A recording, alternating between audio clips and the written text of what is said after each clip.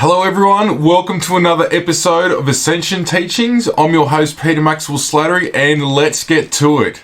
So what I want to cover now is the story of the Elohim from the Shiji material. Now let's look into it.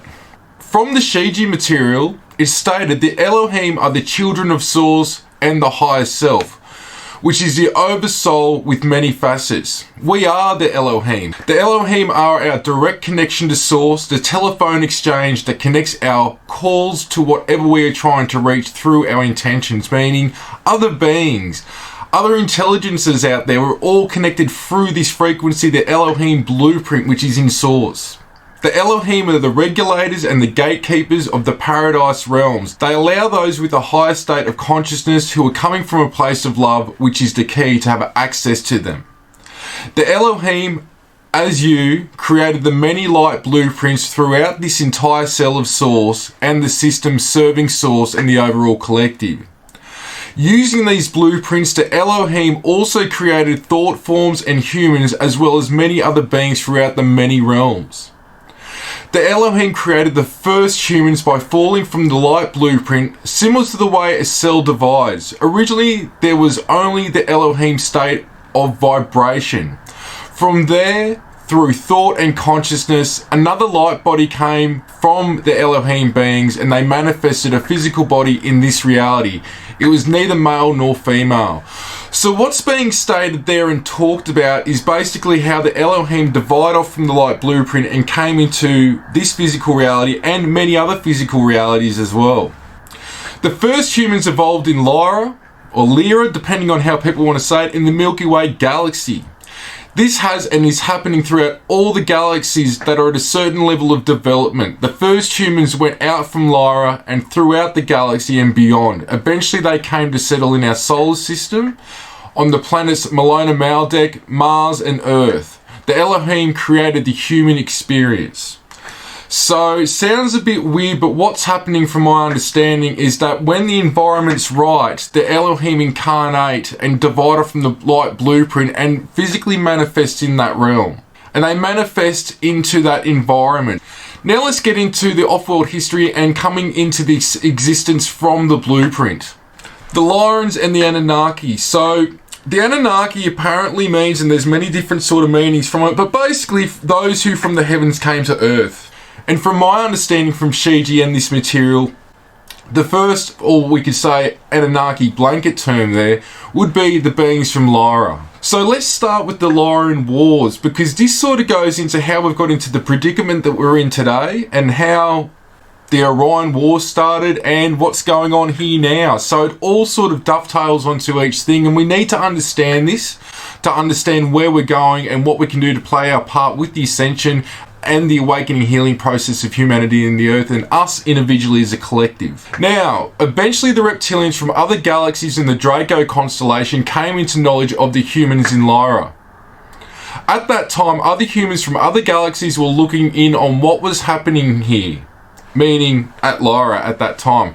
Once they knew of the humans in this galaxy and once aware, they began monitoring and visiting certain beings. More wars broke out among the Lyran races on a bigger scale than ever before. At that time, there were many types of humans and other life forms in Lyra. So it seems that there's a lot of different wars going on in more sectors, I guess we could say, throughout the Milky Way galaxy, and from what I know, far beyond.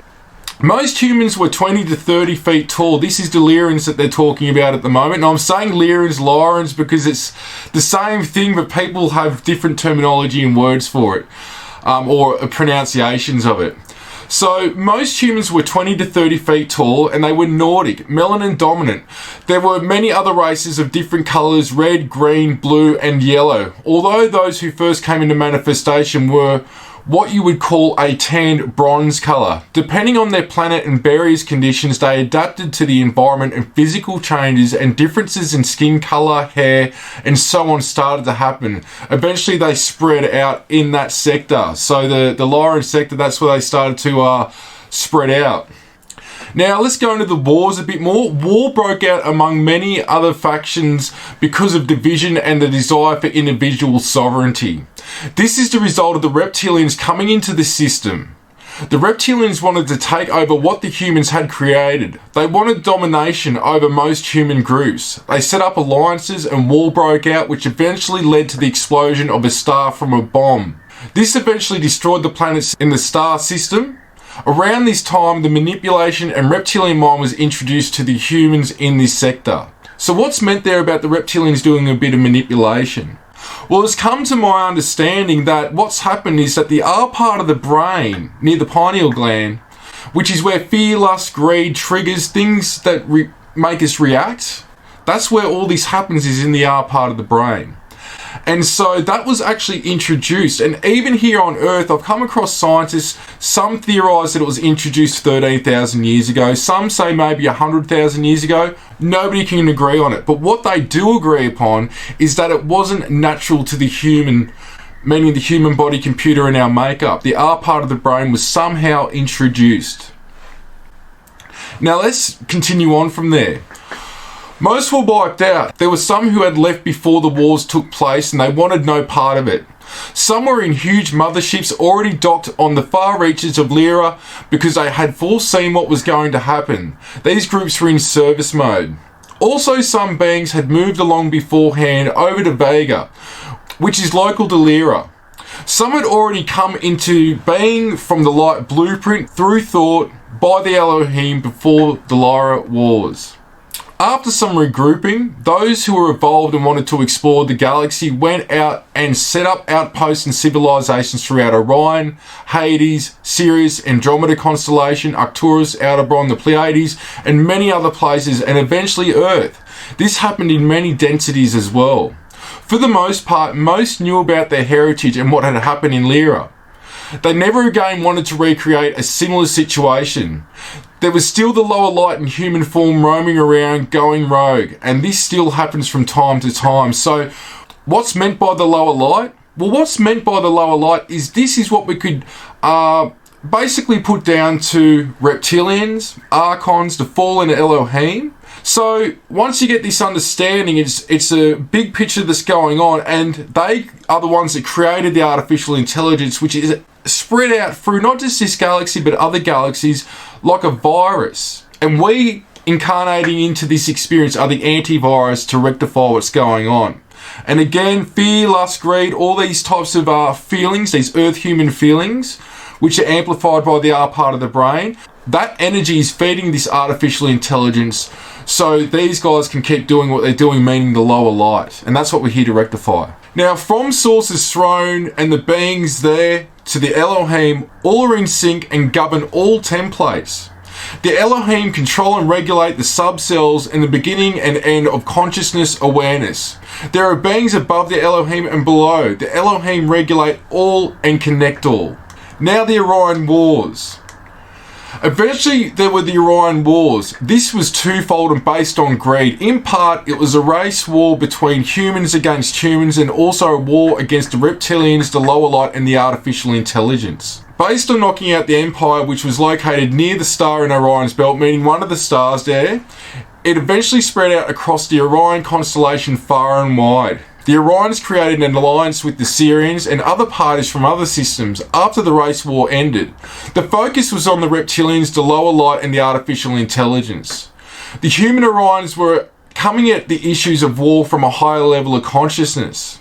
The issue of war died out for them, just like the many lives that it took.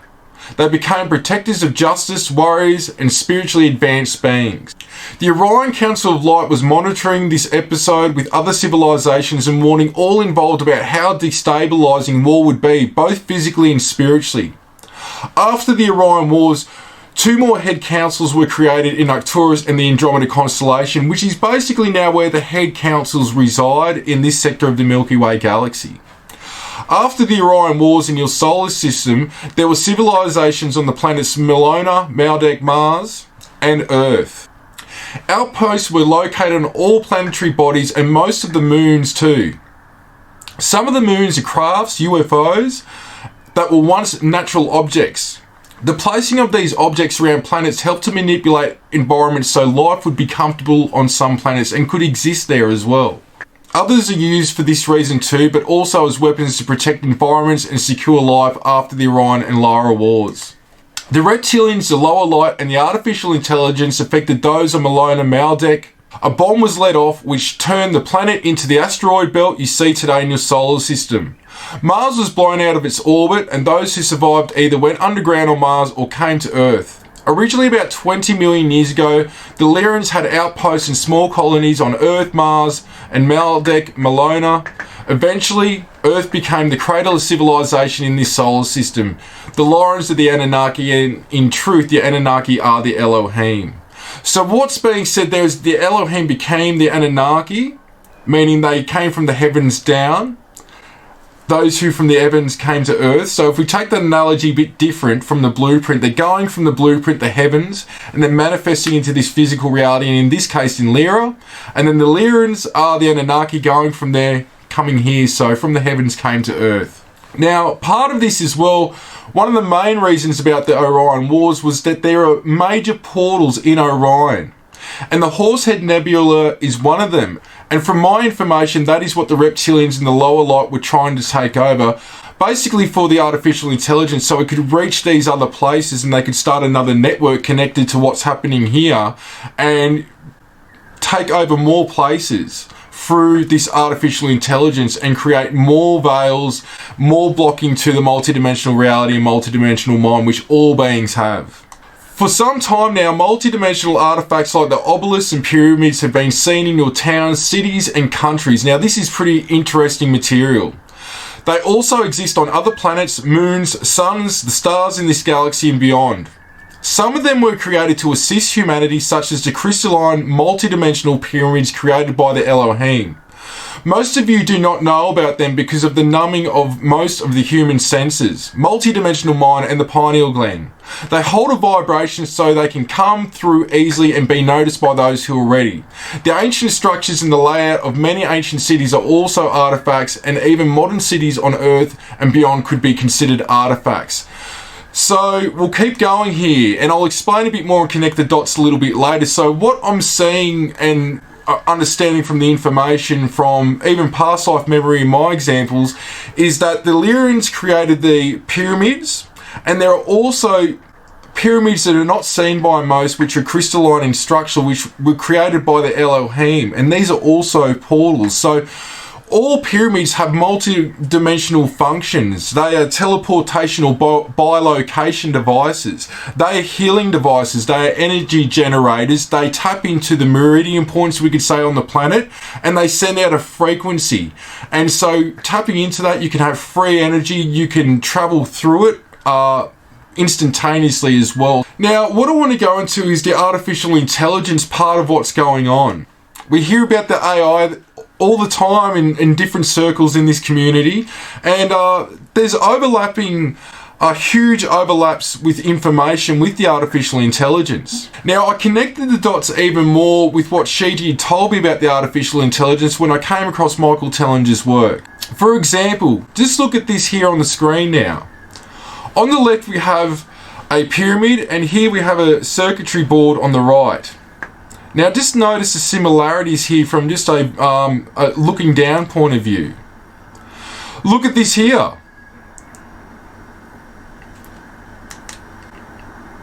Look at this. Pretty similar. Again, we're seeing a lot of similarities between microprocessors and circuitry boards and our ancient structures when you look down on them. Look at this one here. The layout of the three main pyramids, I can't pronounce that, incredibly resemble a modern day circuit board with processors. This detail is unique to, I won't even try to pronounce it, and like many other details can only be appreciated from the sky. Placement of these ancient monuments was not random. Mathematically, geometrically, and geographically influence are obvious.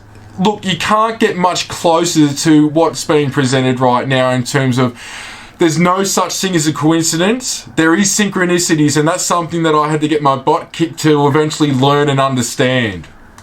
Now look at our cities. I just want to show this quickly as well. So here's just a above view image of cities. And look at that. Now, from the Shiji material, when you drive on your roads and walk the paths across the world, they link up to everything and the energy goes into the obelisks you see around your populace in plain sight. The tops of the towers, skyscrapers, churches, and the food courts in your malls and shopping centres are all doing the same thing. So what's happening is they're taking human emotional energy and sending it into the atmosphere to feed this artificial intelligence grid. It sounds crazy, but I had this information given to me a long time ago, and then when I saw Michael Tellinger, it really elaborated on the Shiji material, and I really connected the dots, and I had a good talk to him about this because it was mind-blowing. So here we go. This is inside a cathedral. Outside of it, we've got all those domes inside the food courts. Casinos. Think about the energy that goes on at them places with all the sex, drugs, and gambling and fights, things of a negative nature. That's a great place to suck up all that negative energy and send it up into the atmosphere. It sounds crazy, but if you look at the roads and see them as wires, and then the human emotional energy as well being sent through that and coming out through places of worship, casinos, shopping malls where there's a lot of negative energy as well. This is what's feeding the artificial intelligence, and it's very smartly set up. And we've got to remember, this is multi-dimensional technology. Again, think about it. There are these war obelisks. Wherever I've been in the world myself personally, I see these obelisks everywhere, and they're usually at roundabouts or certain places in the middle of cities. Even when you're driving in between towns, there's usually these war memorial obelisks just in the middle of nowhere next to roads. It's sending up that fear, and what it's representing is that war, that energy. That's what's feeding this grid. So I'm just going to leave this here for some food for thought, and just because of what we've been talking about in the nature, and because I want to be showing some tips and tools during this, what I want you to do now is just relax. I want you to close your eyes, and what I want you to do is breathe in whatever coloured light works for you, or positive thoughts. Breathe out. And again, breathing a loving, joyful, blissful energy. And again, breathe out. Just release anything on the mind. Again, breathe in that loving, joyful, blissful energy. And again, breathe out anything not in line with your highest good. And what I want you to do now is breathe in that beautiful energy again. And again, breathe out anything not in line with your highest good. And what I want you to do now is keep breathing in that beautiful energy and breathe that beautiful energy back out. So you're recycling in and out the positive energies now. And again, breathe in that beautiful energy. Again, breathe out the beautiful energy. And something as simple as that, for 20 seconds to 2 minutes, can really shift energies, bring a clarity of mind, body and spirit, and help bring you back to balance. So we'll be covering more of those sort of tips and tools and techniques throughout the series. And what I'd like to do now is thank you, the viewers, for watching this episode. I hope you're enjoying this season so far, and a lot more to come, and thank you. Love, light and bliss.